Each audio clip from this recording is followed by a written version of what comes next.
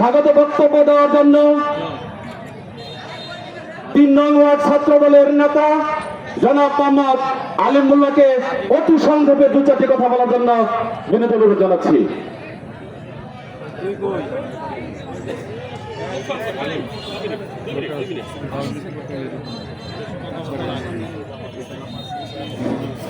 বিসমিল্লাহির রহমানির রহিম।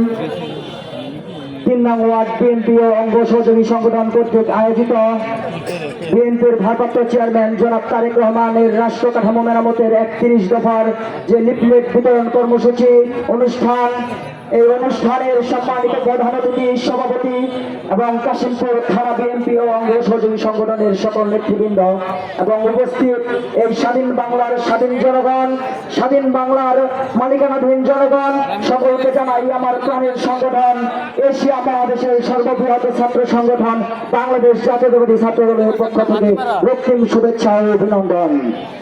সম্মানিত উপস্থিতি, আপনারা ইতিমধ্যে জেনেছেন আমাদের বিএনপি 2023 সালের জুলাই মাসে রাষ্ট্র কাঠামো মেরামতের 31 দফা প্রণয়ন করেছে, যা ইতিমধ্যে সাধারণ মানুষের দাবি হয়ে দাঁড়িয়েছে।